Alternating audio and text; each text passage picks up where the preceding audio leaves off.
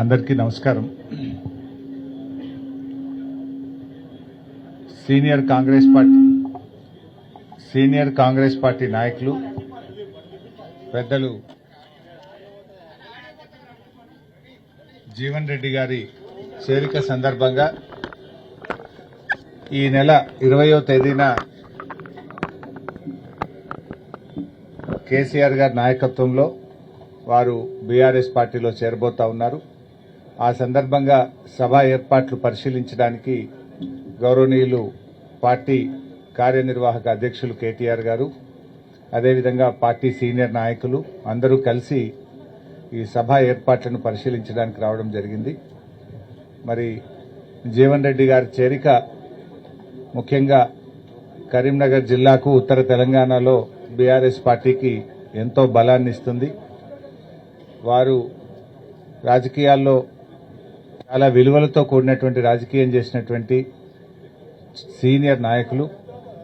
వారిని ఇప్పుడే మర్యాదపూర్వకంగా వారిని ఇంట్లో కలిసి ఈ సభ ఏర్పాట్లు చూడడానికి ఇక్కడ రావడం జరిగింది. మిగతా విషయాలన్నీ అధ్యక్షులు వర్కింగ్ ప్రెసిడెంట్ కేటీఆర్ గారు చెప్తారు. నేను ఒక చిన్న విషయం, 2 విషయాలు మాట్లాడి I will hand over the mike to working president. అయితే నిన్న పార్లమెంట్లో మనం చూసాం, 2 విషయాలు ఇవాళ చాలా బాధ కలుగుతా ఉన్నాయి. ఒకటి, బీజేపీ ఎంపీ తెలంగాణ మీద మాట్లాడినటువంటి మాటలు ఇవాళ యావత్ తెలంగాణ ప్రజల ఆత్మగౌరవాన్ని దెబ్బతీసే విధంగా ఉంది. ఇవాళ బీజేపీ ఎంపీ మాట్లాడిన మాటలపై కిషన్ రెడ్డి గారు ఇంకా వెనకేసుకొచ్చే ప్రయత్నం చేస్తున్నారు. తేజస్వి సూర్య మాట్లాడిన మాటలు చూస్తూ ఉంటే తెలంగాణ గుండెలు రగిలిపోతా ఉన్నాయి. బేషరతుగా క్షమాపణ చెప్పాల్సింది పోయి కిషన్ రెడ్డి గారు ఇంకా వెనకేసుకొచ్చే ప్రయత్నం చేస్తూ ఉన్నారు. తెలంగాణ రాష్ట్ర ఏర్పాటును ఇండియా పాకిస్తాన్తో పోల్చడం, దేశ విభజనతో పోల్చడం అంటే 4 కోట్ల ప్రజల ఆత్మగౌరవాన్ని దెబ్బతీయడం. తెలంగాణ ఉద్యమం అనేది కేసీఆర్ గారి నాయకత్వంలో సకల జనులు 4 కోట్ల ప్రజలను ఒక్కటై పోరాడి ప్రజాస్వామ్య ప్రక్రియలో తెలంగాణ సాధించుకున్నాం. డాక్టర్ బాబాసాహెబ్ అంబేద్కర్ గారు రాసినటువంటి రాజ్యాంగంలోని ఆర్టికల్ 3 ప్రకారంగా తెలంగాణ రాష్ట్రం ఏర్పడ్డది. కానీ తేజస్వి సూర్య గారు ఇదేదో పాకిస్తాన్ భారతదేశ విభజన జరిగిందనే విధంగా దాన్ని మాట్లాడడం అంటే అమరుల త్యాగాలను, తెలంగాణ ప్రజల పోరాటాన్ని చిన్నచూపు చూడటం. ఇది ఇండియా పాకిస్తాన్ విభజనలాగా జరగలేదు. రాజ్యాంగంలోని ఆర్టికల్ 3 ద్వారా ప్రజాస్వామ్య పద్ధతుల్లో లోక్సభలో, రాజ్యసభలో బిల్లు పాస్ అయి రాష్ట్రపతి సంతకంతో గెజిట్ నోటిఫికేషన్ ద్వారా ఈరోజు తెలంగాణ రాష్ట్రం ఏర్పడ్డది. అంటే కనీస అవగాహన లేకుండా తెలంగాణ మీద విషం జిమ్మేటువంటి ప్రయత్నం, తెలంగాణ ఉద్యమం మీద, తెలంగాణ ప్రజల మీద, తెలంగాణ రాష్ట్రం మీద ఒక విషం జిమ్మేటువంటి ప్రయత్నం చేస్తా ఉన్నారు. ఒక ఎంపీ తప్పు మాట్లాడితే వెంటనే ఆ పార్టీ నాయకత్వం గాని, రాష్ట్ర నాయకత్వం గాని నువ్వు తప్పు మాట్లాడినావని బేషరతుగా క్షమాపణ చెప్పించాలి. కానీ అది చేయకుండా ఇంకా వెనుకేసుకొచ్చేటువంటి ప్రయత్నం చేస్తా ఉన్నారు. ఒకటి మాత్రం స్పష్టంగా కనబడ్డది, నిజంగా బీఆర్ఎస్ ఎంపీలు లోక్సభలో లేని లోటు మాత్రం నిన్న కనబడ్డది. బీఆర్ఎస్ ఎంపీలే ఉండి ఉంటే అప్పుడే ఆన్ ద స్పాట్ తేజస్వి సూర్యకు ధీటైనటువంటి సమాధానం మరి తెలంగాణ బిడ్డల తరఫున బీఆర్ఎస్ చెప్పుండేది. ఇవాళ 8 మంది కాంగ్రెస్ ఎంపీలు ఉన్నా, 8 మంది బీజేపీ ఎంపీలు ఉన్నా తెలంగాణ రాష్ట్రానికి ప్రజలకు అవమానం జరుగుతుంటే పెదవులు మూసుకొని కూర్చున్నారు. మనం చూసిన మొన్ననే రాజ్యసభలో బీఆర్ఎస్ ఎంపీలు ఉన్నారు 3. కాళేశ్వరం ప్రాజెక్టు మీద కేంద్ర మంత్రి, జలవనరుల మంత్రి అడ్డగోలుగా మాట్లాడిండు. అవాకులు చెవాకులు పేలితే మన ఎంపీ సురేష్ రెడ్డి గారు, మన బీఆర్ఎస్ ఎంపీ వడ్డిరాజు రవిచంద్ర గారు ధీటైనటువంటి సమాధానం చెప్పింది. కేంద్ర మంత్రి నోరు మూపించేటువంటి విధంగా కాళేశ్వరం ప్రాజెక్టు తెలంగాణకు వరప్రదాయని, నువ్వు పిచ్చి పిచ్చి మాటలు అవగాహన లేకుండా మాట్లాడుతున్నావని అదే సభలో ఉన్న బీఆర్ఎస్ ఎంపీలు స్పీకర్ గారిని కలిసి ఒప్పించి టైం తీసుకొని రికార్డు సరిచేసిండ్రు, కేంద్ర మంత్రికి ధీటైన సమాధానం చెప్పిండ్రు. అదేమో ఒక ప్రాజెక్టుకు సంబంధించింది. ఇది యావత్ తెలంగాణ జాతిని అవమానపరిచే విధంగా, తెలంగాణ రాష్ట్ర ఏర్పాటు ప్రక్రియనే అవమానపరిచే విధంగా, తెలంగాణ 4 కోట్ల ప్రజలను ఆత్మగౌరవాన్ని దెబ్బతీసే విధంగా మాట్లాడితే 8 బీజేపీ ఎంపీ 8 కాంగ్రెస్ ఎంపీలుండి ఏం లాభం? ఎందుకు పెదవులు మూసుకున్నారు అని నేను అడుగుతా ఉన్నా. అంటే దిష్టి బొమ్మల్లాగా కూర్చున్నారు మీరు. అంటే మీకు తెలంగాణ బాధ్యత లేదా? నిజంగా రాజ్యసభలో బీఆర్ఎస్ ఎంపీలు ఉంటే తిప్పికొట్టిరు. ఇవాళ లోక్సభలో బీఆర్ఎస్ ఎంపీలే ఉండుంటే తేజస్వి సూర్యకు మూతి బగిలే విధంగా సమాధానం చెప్పుండేవాళ్ళు. ఇది స్పష్టంగా అర్థమవుతుంది. బీఆర్ఎస్ లేని లోటు ఇలా మనకు స్పష్టంగా కనబడతా ఉంది. ఇప్పటికైనా నేను బీజేపీని ఒకటే డిమాండ్ చేస్తా ఉన్నా, బేషరతుగా తేజస్వి వ్యాఖ్యల మీద క్షమాపణ చెప్పండి తెలంగాణ ప్రజానికానికి. లేదంటే బీఆర్ఎస్ పార్టీ దీని విషయంలో ఊరుకోదు. బీజేపీ కూడా ఆలోచించుకోవాలి. తెలంగాణ ఆత్మగౌరవాన్ని దెబ్బతీసిన పార్టీగా, తెలంగాణ ప్రజల మనోభావాల్ని గాయపరిచిన పార్టీగా మీరు నిలబడాల్సి వస్తుంది. ప్రజలు మీకు తగిన గుణపాఠం చెప్తారు.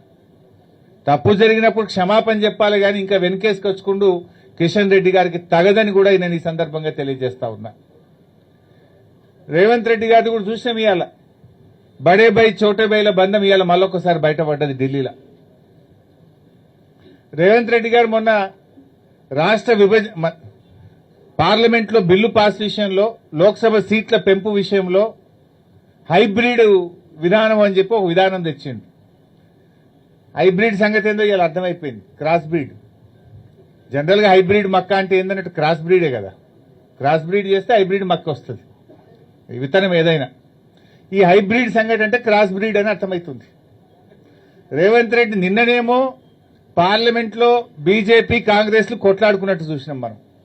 మహిళా బిల్లు విషయంలో ఇద్దరు కలిసి మహిళలకు తీరని ద్రోహం చేసిండ్రు. ఇలా బీజేపీ నిజంగా మహిళలకు రిజర్వేషన్ ఇవ్వడమే బీజేపీ లక్ష్యం అయి ఉంటే మీరు రీఆర్గనైజేషన్ ఎందుకు మహిళా బిల్లుతోని ముడిపెట్టిండ్రు? అవసరం లేదు కదా.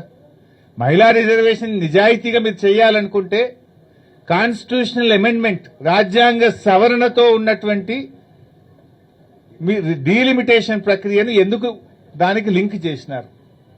మీకు తెలుసు, మీకు 2/3 మెజార్టీ లేదని బీజేపీకి తెలుసు. మరి డీలిమిటేషన్ బిల్లు పాస్ కావాలంటే 2/3 మెజారిటీ ఉంటేనే పార్లమెంట్లో బిల్లు పాస్ అవుతుంది. లోక్సభలో బీజేపీకి 2/3 మెజారిటీ లేదని బీజేపీకి స్పష్టంగా తెలుసు. 2/3 కావలసినటువంటి ఆల్మోస్ట్ 68 సీట్లు బీజేపీకి తక్కువగా ఉన్నాయి. మరి తెలిసి బీజేపీ ఎందుకు పెట్టింది అంటే రాజకీయంగా పెట్టింది. బీజేపీకి చిత్తశుద్ది లేదు.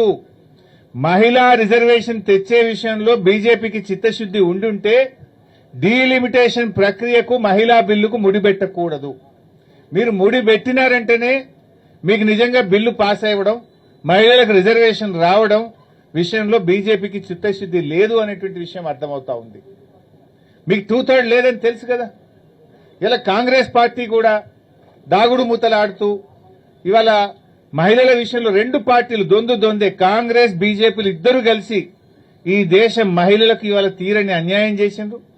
మహిళా బిల్లు విషయంలో 2 రాజకీయ పార్టీలు కలిసి నాటకాలు ఆడుతా ఉన్నాయి. ఈరోజు ఇవాళ రేవంత్ రెడ్డి గారు కేంద్ర మంత్రి శ్రీనివాస్ వర్మ ఇంటికి టిఫిన్కి పోయిండు, బ్రేక్ఫాస్ట్. ఒకవైపు ఏం జరుగుతుంది?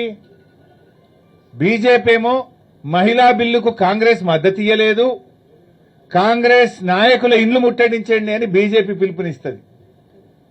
రేవంత్ రెడ్డి ఏమో ఆ కేంద్ర మంత్రి ఇంటికి టిఫిన్కి పోతాడు పొద్దుగాల. అంటే ఏం నాటకాలు ఆడుతున్నారు మీరు? ఇదే కేంద్ర ప్రభుత్వం కాంగ్రెస్ ఎంపీలో ఇల్లు ముట్టడి అంటది, అదే కేంద్ర మంత్రి ఇంటికి రేవంత్ రెడ్డి భోజనానికి పోతాడు. అంటే నీ హైబ్రిడ్ సిద్ధాంతం ఇదేనా? ఇక నీ క్రాస్ బ్రీడ్ సిద్ధాంతం ఇదేనా?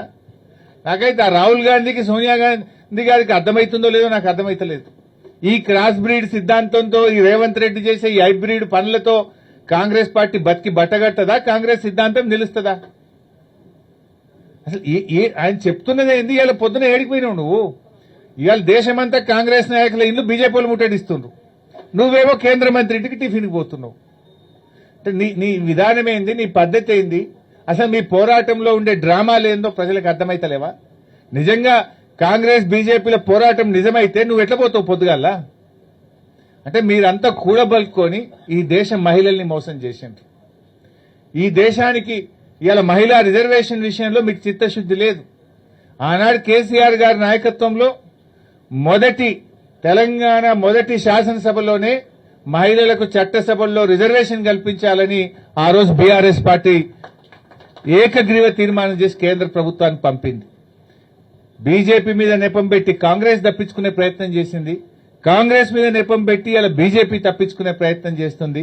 రెండు పార్టీలు కలిసి ఈ దేశ మహిళలకు ఇలా తీరని అన్యాయం చేస్తా ఉన్నారు. ఇలా బీజేపీకి మెజార్టీ లేదని తెలిసి డీలిమిటేషన్ తో 2/3 మెజార్టీతో లింక్ పెట్టడం అంటే బీజేపీకి చిత్తశుద్ధి లేదు, కాంగ్రెస్ కు కూడా క్లారిటీ లేదు. రెండు పార్టీలు కలిసి ఇలా మహిళల్ని మోసం చేస్తా ఉన్నారు. ముఖ్యంగా రేవంత్ రెడ్డి ఇలా అన్ని కూడా అర్థమైతా ఉన్నాయి. ఎందుకంటే ఇలా ఇంకోటి ఆలోచించండి, తేజస్వి సూర్య వ్యాఖ్యల మీద ఇప్పటి వరకు రేవంత్ రెడ్డి ఖండించలే. ఎందుకు? బడే బైక్ కోపం వస్తుందనా? నువ్వు తెలంగాణ ముఖ్యమంత్రివి, తెలంగాణ ఏర్పాటునే ప్రశ్నించే విధంగా పార్లమెంట్లో మాట్లాడి, బయట ఎక్కడో మాట్లాడితే సంబంధం లేదు, అది పార్లమెంట్ రికార్డులో పోయింది. మరి దాన్ని ఈ రోజు కూడా రేవంత్ రెడ్డి ఖండించాడు తేజస్వి సూర్య వ్యాఖ్యలను. అంటే నీ రిలేషన్ ఏంటి? పొద్దుగాలేసి కేంద్ర మంత్రి ఇంటికి బీజేపీ ప్రభుత్వం ఇంటికి పోతావు నువ్వు. ఇవాళ ప్రజలు అన్ని కూడా గమనిస్తా ఉన్నారు. బట్ ఏది ఏమైనా తప్పకుండా మళ్లీ రాష్ట్రంలో ఒకటి మాత్రం క్లారిటీ వచ్చింది, రేవంత్ రెడ్డి పోవాలి, కేసీఆర్ రావాలి. ఇదే ఈ రాష్ట్రంలో ఏ నోట వినబడుతున్న నినాదం. అది ఖాయమైపోయింది. డేట్ ఎప్పుడు, టైం ఎప్పుడు, ఎన్నిక ఎప్పుడు అనేది మాత్రమే తేలాల్సింది తప్ప రేవంత్ రెడ్డి పోవాలి, కేసీఆర్ రావాలి అనేది ఇవాళ రాష్ట్రంలో 4 కోట్ల ప్రజల నోట మాట కూడా ఇదే ఉంది. ఈ మాట నిజమైతుంది. దానికి సంకేతమే ఈ రోజు జీవన్ రెడ్డి గారి చేరిక. అందరికీ ధన్యవాదాలు.